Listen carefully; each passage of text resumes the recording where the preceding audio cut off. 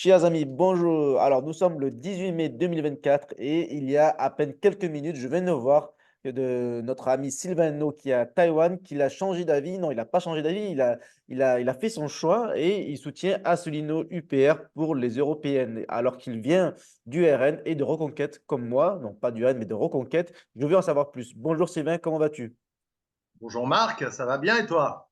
Ça va très bien. Alors, dis-nous tout. J'ai vu, voilà, j'ai fait mon choix. Ce sera Asselineau. Pourquoi? Oui, déjà je note que tu es très très réactif, c'est beau, marque de sérieux. Donc pourquoi Asselineau?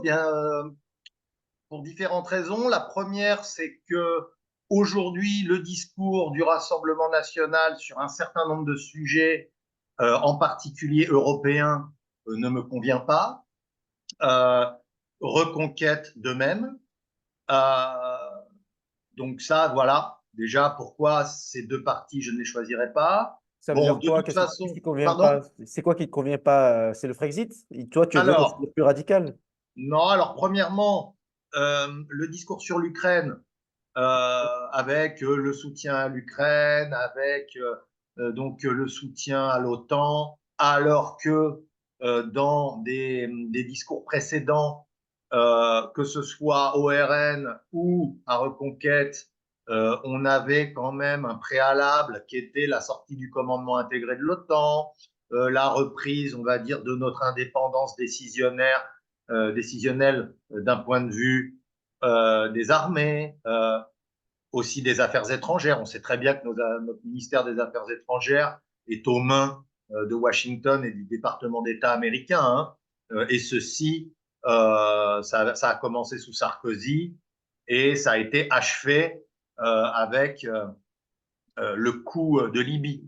Donc euh, là, quand je vois le rétropédalage des uns et des autres, les gages qu'ils tentent de donner, ça ne me dit rien qui vaille. Ensuite, pareil, par exemple, alors là, on n'est plus trop sur l'Europe, mais quand même un peu avec le conflit israélo-palestinien et les prises de position des uns et des autres qui sont quand même assez peu équitable ou tout du moins assez peu équilibré au regard de l'histoire et au regard de tout ce qui a pu se passer ces derniers temps. Bon, c'est pareil, ça ne me dit rien qui vaille parce que ça reste quand même des positions qui sont très très occidentalistes dans le sens néoconservatrice, atlantiste. Donc tout cela est assez inquiétant. Ensuite, sur l'Europe, on a quand même eu des discours. Alors, je reviens un peu en arrière. Avant le premier tour de l'élection présidentielle de 2017, le discours du Rassemblement bleu marine, dont Philippot était le numéro 2, était quand même un discours de Frexit quasiment. Hein. Un discours vraiment qui remettait en question la participation de la France dans l'état actuel de sa participation à l'Union européenne dans ce qu'elle est aujourd'hui. Bon, là, on veut plus sortir de l'Europe, on va changer l'Europe de l'intérieur. Bon, ok, mais ça, tout le monde nous le dit depuis des années et on voit bien que ça ne fonctionne pas. De toute façon, c'est pas vraiment le Parlement européen qui décide de quoi que ce soit en réalité, à l'exception de tout un tas de lois, de règles qui sont votées, discutées au Parlement. Mais en fait, la politique européenne, elle est définie par les décisions qui sont prises à la Commission européenne. Donc, non pas au Parlement de Strasbourg, mais à Bruxelles, avec des commissaires européens qui sont non élus, qui sont désignés basiquement, et qui aujourd'hui sont aux mains de lobbies, et en particulier, euh, là encore, de Washington. On le voit sur à peu près tous les sujets. Donc, tout cela est quand même quelque chose d'assez terrifiant et d'assez inquiétant. Donc, à partir de là, moi, je réfléchis. Dans le camp patriote qui est le mien, dans le camp national, qui reste-t-il? Asselineau d'une part, Philippot d'autre part. Voilà. Est-ce que tu regardes ce que dit Kuzmanovic? Oui, oui, oui, je regarde ce que dit Kuzmanovic, bien sûr, mais Kuzmanovic, il est quand même assez nouveau sur l'échiquier, il arrive. Alors lui, c'est vraiment l'outsider des outsiders. Hmm. Euh, Donc, il a moins de chances de créer la surprise, c'est ce que tu veux dire. Alors Ah bah qu'Asselineau, oui, c'est mais peut-être enfin, possible. qui connaît Kuzmanovic à part des gens qui sont en fait dans nos sphères et qui connaissent son histoire en fait, Oui, qui qui sont très connaissent politisés, qui suivent l'actualité politique. Ouais. exactement. Kuzmanovic, il a fait un parcours politique très particulier. Euh, qui va voter pour lui demain? D'accord. Ça va vraiment être une minorité des minorités. Et par ailleurs, d'un point de vue du sérieux de la colonne vertébrale idéologique, du discours et du projet, je pense qu'Asselineau est beaucoup mieux placé de par son parcours professionnel, sa carrière.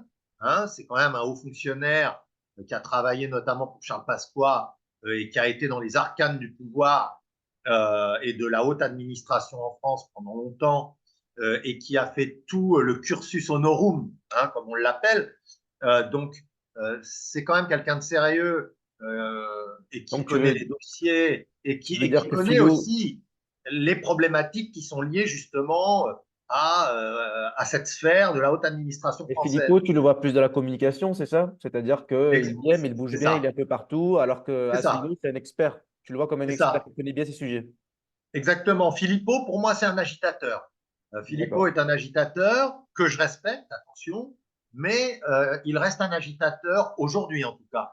Quand il était au Rassemblement Bleu Marine, il a fait beaucoup. Hein. Alors, on lui reprochera, pour ceux qui étaient au Front National et qui ont le respect de Jean-Marie Le Pen pour tout le travail accompli, le travail idéologique, le travail d'unification de toutes les chapelles nationales et patriotes, on lui reprochera quand même de l'avoir fait éliminer du Rassemblement Bleu Marine puis du Rassemblement National. Bon, après, quand on étudie l'histoire, il est vrai aussi que Jean-Marie Le Pen, ayant laissé la place à sa fille, aurait dû lui laisser la place. Et c'est vrai qu'il contrevenait finalement à la stratégie mariniste et qui était inspirée beaucoup par Philippot, cette stratégie dite de diabolisation pour faire des voix. Mais bon, donc Philippot, à ce niveau-là, il est intéressant. Il a une colonne vertébrale idéologique, c'est pas mal. Mais le problème, c'est que bon, il est sorti du parti, il a monté son truc, il est un peu dans tous les sens, il va un peu sur tous les fronts, il est un peu partout, il est beaucoup dans la communication.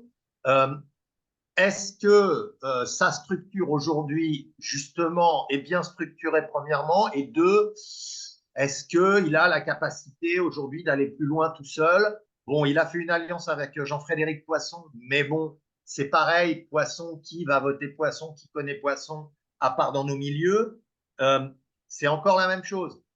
Asselineau, à côté de ça, c'est plus, on Et va quand tu le dire, vois, tu penses à Frexit, en fait. C'est Monsieur Frexit. bah, disons que Asselineau, c'est quelqu'un qui n'a pas varié en 17 ans et surtout qui a un discours structuré, qui a un plan. Et ce qui lui manquait jusque-là, c'était la structure partisane. A priori, il est en train de monter sa structure, se structure réellement. Et il était quand même vraiment dans les oripeaux, euh, comment dire, du conférencier, du chercheur, de l'historien, de l'économiste. Aujourd'hui, il acquiert un peu plus, disons, le charisme du politicien, un peu plus, sans, euh, attention, et c'est là où il est respectable, et c'est la raison principale pour laquelle je voterai pour lui, sans sacrifier à ce qu'il défend depuis tant d'années. Et il a un discours qui est structuré, et notamment, bah, je le répète, hein, sur des choses qui nous concernent, hein, sur le plan européen, sur le plan des relations de la France à l'étranger, Bon, sur le, sur l'OTAN, sur l'UE. ouais, sur tous les Moi, sujets, je bon, trouve qu'il est très je bien. pense on a compris pourquoi tu veux voter pour lui. Bon, maintenant, parlons stratégie politique. Est-ce que Asselineau, tu le vois arriver au pouvoir, etc., ou est-ce que tu le vois plutôt comme quelqu'un qui pourrait créer la surprise là pour être élu député européen et ensuite peser dans le débat et influencer les grands partis nationaux? C'est ça que j'ai l'impression que tu veux? C'est exactement ça. C'est exactement ça. Je pense qu'Asselineau, il faut le faire monter lors de ces élections européennes. D'ailleurs, tu l'as lu dans mon message, je l'ai dit, je l'ai vraiment bien précisé. J'ai choisi Asselineau car les élections qui nous importent sont des élections européennes, c'est un scrutin européen. On sait tous que ce vote lors des élections européennes ne changera pas la face du pouvoir en France. Je ne pense pas, je suis même Bah, là, je suis certain, d'accord avec toi. il n'y aura pas de il n'y aura pas de dissolution de l'Assemblée nationale.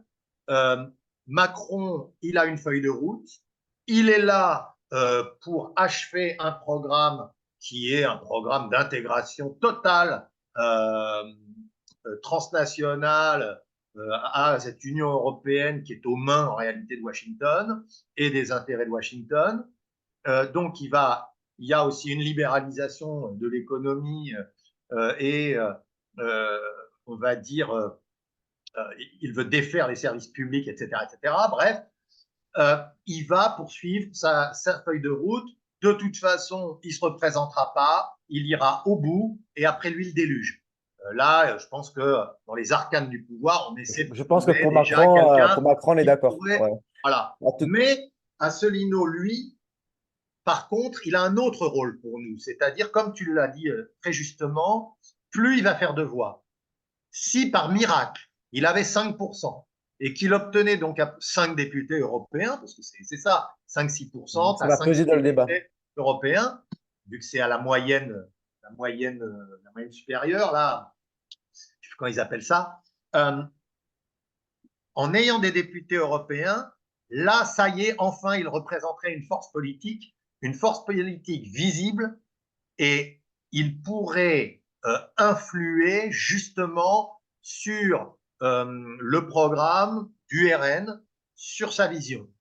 Reconquête, très honnêtement, je préfère, j'en parle pas parce que je sais pas, Reconquête, j'aime bien Marion Maréchal Le Pen, hein, enfin Marion Maréchal d'ailleurs.